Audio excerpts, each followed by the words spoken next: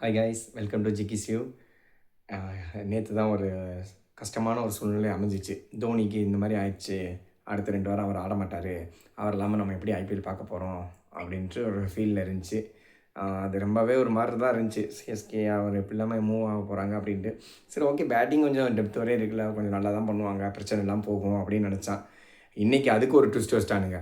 இப்போ தான் ஒரு 7 மணிக்கு சிஎஸ்கே மேனேஜ்மெண்ட் அஃபிஷியலாக சொல்கிறாங்க, டெவல் பிரேவிஸ்க்கு ஒரு இன்ஜுரி, அவர் ஒரு 2 to 3 மேட்ச் ஆட மாட்டார் அப்படின்னு. என்னடா இப்போ தான்டா நல்லா போயிட்டு இருந்த மாதிரி இருந்துச்சு. ஏன்னா டெவல் பிரேவிஸ் அந்த பின்னாடி ஆடுற அந்த ஒரு அக்ரெஷன் ஆட்டம் தான் நம்மளுக்கு. முன்னாடி ஒரு சென்சிபிள் ஆடுற ஆட்டக்காரங்க, பின்னாடி அக்ரெஷன் ஆடுற ஆள் இருக்காங்க, கொஞ்சம் நல்லா போகும் அப்படின்னு நம்பிட்டு இருந்தால் இப்படி சொல்லிட்டானுங்க. இப்போ இது வேறு வழி கிடையாது, அக்செப்ட் பண்ணி தான் ஆகணும். இதுலேருந்து பிளேயிங் 11 வந்து பார்த்தீங்கன்னா சஞ்சு சாம்சன், ருத்ராஜ் 2 பேர் தான் ஓப்பனிங் ஆட போகிறாங்கன்னு தெரிஞ்சிருச்சு. ஆயுஷ் மாட்ரே, சிவம் டூபே. 5வது யார் வர போகிறா அப்படிங்கிறது ஒரு கொஸ்டின் மார்க்காக இருக்குது. நான் உருவிலோட போவேனா இல்லை சர்ஃப்ராஸோட போவேனா? 2 பேரும் நல்ல பிளேயர். எனக்கு சர்ஃப்ராஸ் எடுக்கலான்னு தோணுது உருவிலுக்கு. இல்லை உருவியில் வேணால் ஆறால் எடுத்துக்கலாம். இப்போ கார்த்திக் சர்மா நான் பார்த்ததில்ல, போன டைம் உருவில் நல்லா பண்ணார். கார்த்திக் சர்மா நான் பார்த்ததில்ல, மேபி நாளைக்கு மேட்ச்சில் அவர் எடுத்தார்னா அவரை பார்த்துக்கலாம். அந்த 2 பேர் யாருன்னு தெரில. 7வது அகில் ஹுஷனோட தான் நான் போக போகிறேன். ஏன்னா அதுதான் நல்ல ஆப்ஷனாக இருக்கும். ஸ்பின்னுக்கு நூர் அகமது, அதுக்கப்புறம் மேட் கண்ட்ரி, கலீல் அகமது, அன்ஷுல் கம்போஸ், இந்த 11 பேர். அந்த இம்பேக்ட் சப்பில் இன்னொரு ஒரு ஃபாரினர் இருக்கிறத வந்து நான் ஜேமி ஓட்டன்னு எடுத்துக்குவேன். ஏன்னா வேறு ஆள் இல்லை, வேறு பேக்கப் பண்ணுறதுக்கு ஆள் இல்லை. இதுதான் டீம், இப்படி தான் நம்ம போய் ஆகணும். இப்போ பார்க்க போனால் ஆர்ஆர் ஒரு கோர் டீமாக அவங்க இருக்காங்கிறதே நம்ம மறந்துட்டோம். நான் மட்டும் இல்லை, எல்லா ஒரு ரிவ்யூவர்ஸும் யாருமே ஆர்ஆரை கண்டுக்கவே இல்லை. நான் இன்றைக்கி போய் டீம் எடுத்து பார்த்தேன். சரி, ப்ராபபிள் 11 எப்படி இருக்கும், இவங்க எந்த 11 ஆட போகிறாங்க அப்படின்னு எடுத்து பார்த்தா, அதுதான் எம்ஐக்கு ஈக்குவலாக ஒரு டீம் வச்சுருக்கானுங்க. அது எம்ஐயில் எப்படி கடைசி வரை ஆடிட்டே இருப்பானுங்க, பவுலிங்க்கு எல்லா ஆளும் வச்சுருப்பானுங்க அப்படின்னு பார்த்தா, எம்ஐக்கு ஈக்குவலாக ஒரு டீம் செட் பண்ணியிருக்காங்க. எப்பறம் அந்த டீம் எடுத்தீங்க அப்படின்ற மாதிரி இருந்துச்சு. ஓப்பனிங் பார்த்தீங்கன்னா வைபவ் சூரியவம்சி அண்டு ஜெய்ஸ்வால் 2 பேரும். அவங்க 2 பேரை கண்ட்ரோல் பண்ணுறது ஒரு பெரிய விஷயமா இருக்கும். தென் அதுக்கடுத்து ரியான் பராக், அதுக்கப்புறம் த்ரோவ் ஜுரல், இவங்க 4 பேர் இருக்காங்க. இதுக்கப்புறம் யார் சிம்ரன் ஹெட்மேயர் செம்ம ஃபார்மில் இருக்காப்புல. அதை பார்த்தோம்ல வெஸ்ட் இண்டீஸில் எப்படி அந்த ஆள் சூப்பராக ஆடி செம்ம ஃபார்மில் இருக்கார். ரவி ஜடேஜா, அதுக்கப்புறம் சாம் கரன், 7 பேர் ஆயிடுச்சு. பவுலிங் அங்கிட்டு போனால் ஜஃப்ரா ஆர்ச்சர் இருக்கார், ரவி பிஷ்னாய், துஷார் தேஷ்பாண்டே, சந்தீப் சர்மா, 11 பேர் ஆயிடுச்சு. இப்படி ஒரு கோர் டீம் வச்சுருக்காங்க. இது போக நன்றி பர்கர் அங்கே தான் இருக்கார். இந்த இம்பேக்ட் சப்பில் வந்து சந்தீப் சர்மா ஆடுவார்னு தோணுது. அதனால் நன்றி பர்கர் வந்து பிளேயிங் 11 தான் இருப்பார். இம்பேக்ட் சப்பில் வந்து சந்தீப் சர்மா ஆடுவார்.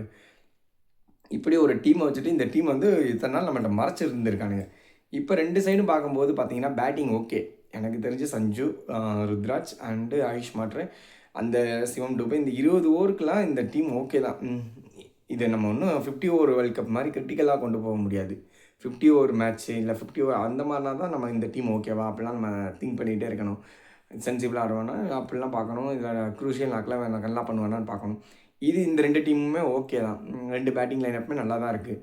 பவுலிங்னு வந்தபோது இங்கே என்ன பிரச்சனைனா, ஸ்பின் ஆள் இருக்குது. நூர் அகமது நல்லா பண்ணுவார். அகில் ஹுஷன் எடுத்தால் எனக்கு தெரிஞ்சு அவர் நல்லா தான் பண்ணுவார். அகில் ஹுஷன் நல்லா பண்ணுவாருன்னு தோணுது. அதுக்கப்புறம் பார்த்தா Khaleel Ahmed power play bowler. அந்த டெத்து ஓவர் போடுறதுக்கு ஆள் இல்லை, அதுதான் பிரச்சனை. மேட் கண்ட்ரியாக இருக்கட்டும், அவரும் பவர் பிளே பவுலர். அந்த டெத் ஓவர் போடுற ஒரு ஆள் இல்லை, அதுதான் இங்கே சிஎஸ்கேல பிரச்சனை. இப்போ அங்கே பார்த்தீங்கன்னா சந்தீப் சர்மா டெத் ஓவர் சூப்பராக போடுவார். அப்படி நன்றி பர்கர் சூப்பராக தான் போடுவார். அவங்க வந்து அந்த ஒரு ஆர்டருக்கு வச்சுருக்காங்க. யார் இப்போ ஜஃப்ரா தான் எப்படியும் தொடங்குவார் பவர் பிளேவாக.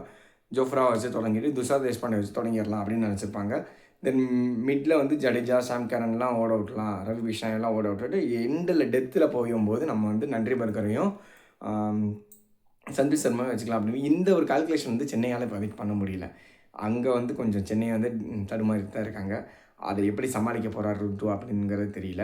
இப்போ டிவால் பிரேவிஸில் அது ரொம்ப பின்னாடியாக தான் தோணுது. ஏன்னா இப்போது அவங்கள்ட்ட பவுலிங் பிரச்சனைன்னு சொல்கிற, அப்புறம் ஏன் பேட்டிங்கு நீ சொல்லிகிட்டு இருக்க அப்படின்னா, அது எவ்வளோ இப்போ சேசிங்கில் பிரச்சனை ரன்னு எவ்வளோ அடித்தாலுமே பின்னாடி அடிக்கிறதுக்கு அந்த மாதிரி ஒரு அக்ரெஷன் ஆட்டக்காரர் வேணும்.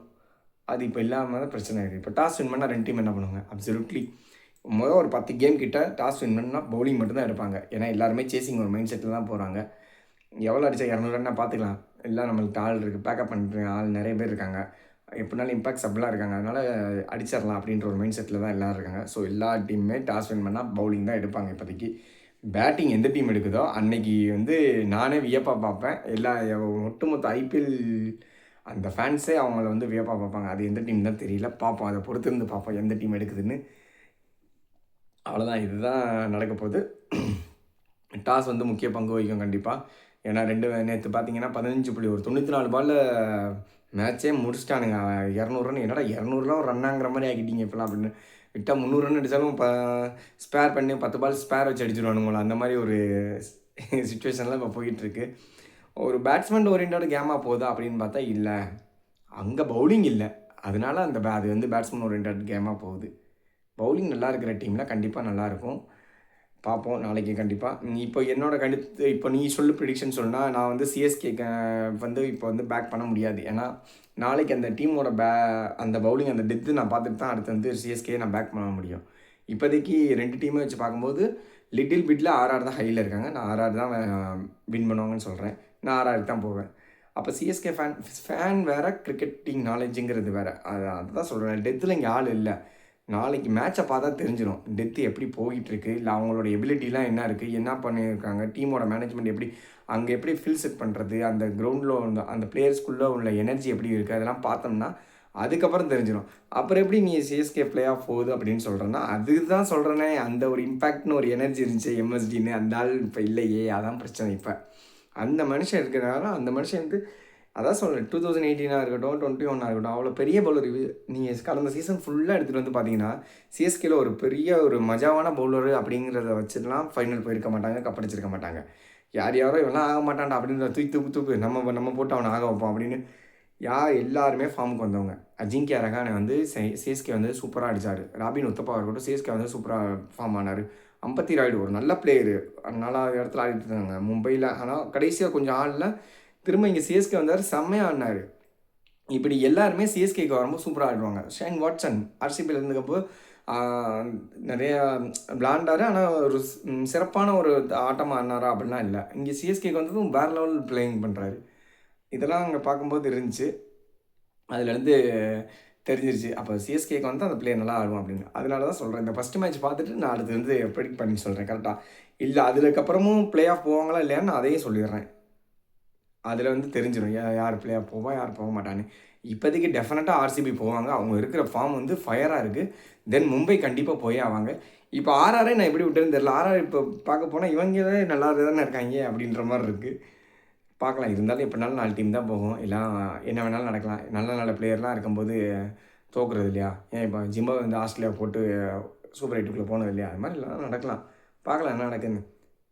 நாளைக்கு நான் ப்ரெடிக்ஷன் எப்படி இருக்குது, மேட்ச் எப்படி வருதுன்னு எல்லாத்தையும் பார்த்துட்டு சொல்லுங்கள். என்னென்னு கமெண்ட்டில் சொல்லுங்கள்.